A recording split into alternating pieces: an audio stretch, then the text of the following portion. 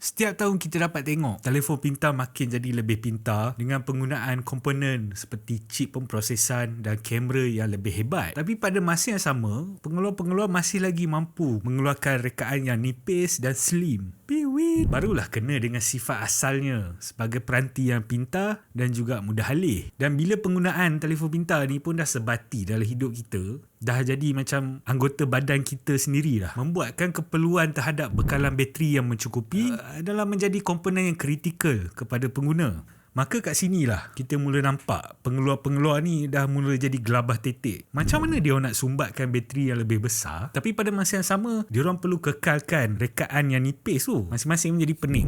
Tapi ada satu jenama pengeluar yang mula mengambil langkah pertama, iaitu Honor, apabila dia memperkenalkan teknologi silikon karbon melalui dua barisan peranti baru mereka. Video ini akan menerangkan apa itu bateri silikon karbon dan bagaimana bateri silikon ni dapat menggantikan penggunaan bateri lithium ion yang dah berkurun-kurun lamanya diguna pakai untuk peranti mudah alih. Tapi sebelum tu jangan lupa untuk tekan butang subscribe dan notifikasi supaya korang semua tidak terlepas video baru dan juga secara tidak langsung menyumbang kepada penghasilan video di masa akan datang. Aku Walkman, I'm back, man.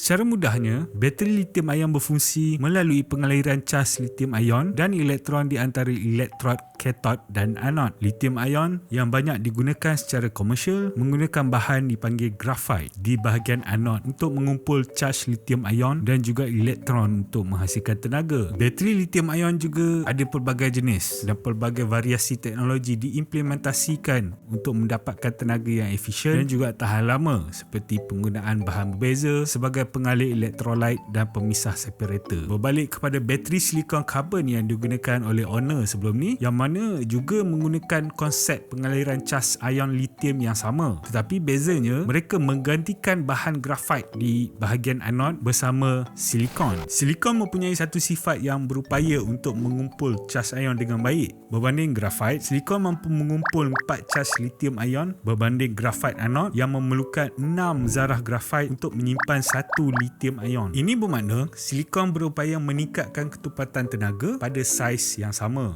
Jadi, kekangan antara saiz dan kapasiti bateri lithium ion berasaskan grafite anod sebelum ni dapat diselesaikan. Malah silikon berupaya mengumpul cas lithium ion yang banyak pada voltage yang lebih rendah dan juga bahan silikon adalah murah, mudah didapati dan banyak rizabnya. Pun begitu, kaedah penggunaan silikon turut memberi kesan sampingan. Kajian dan penyelidikan gantian silikon dalam bateri lithium ion sudah lama dijalankan. Walaupun silikon memiliki sifat penyimpanan kapasiti lithium ion yang besar, tetapi silikon adalah bahan yang mudah koyak atau high reactivity apabila pengaliran cas ion mengalir berulang kali dari kathod ke anod ketika bateri dicas semula. Ini bermakna jika bateri dicas berulang kali, tindak balas zarah silikon akan berkembang dan tidak mampu untuk menyimpan tenaga dalam jangka masa yang panjang.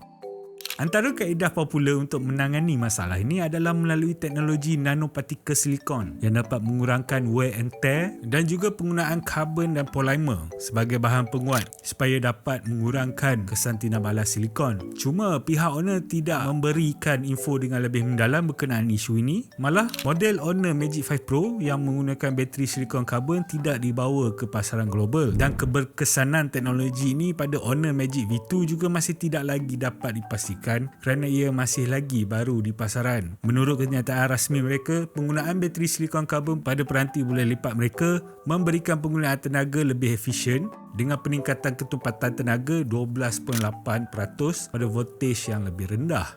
Ini secara tidak langsung membolehkan mereka membawakan rekaan yang lebih nipis pada Honor Magic V2 yang hanya mempunyai dimensi 9.9mm ketika dilipat dengan bateri sebesar 5000 mAh. Untuk pengetahuan, bateri lithium ion adalah pilihan popular dalam pelbagai sektor, terutamanya bagi pasaran peranti elektronik mudah alih dan dilihat bakal terus mendominasi dengan pertumbuhan yang pesat dalam permintaan untuk kenderaan elektrik. Menurut data dari institusi tenaga, bateri lithium ion masih lagi mendominasi lebih daripada 90% pasaran bateri sejak ia digunakan secara komersial.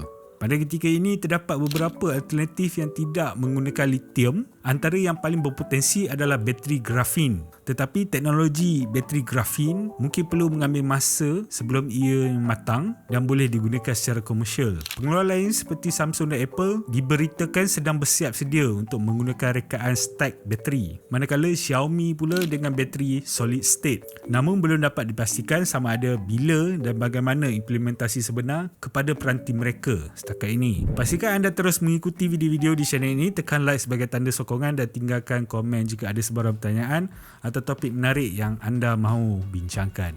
Jumpa lagi dalam video akan datang. Aku Boardman, I'll be back.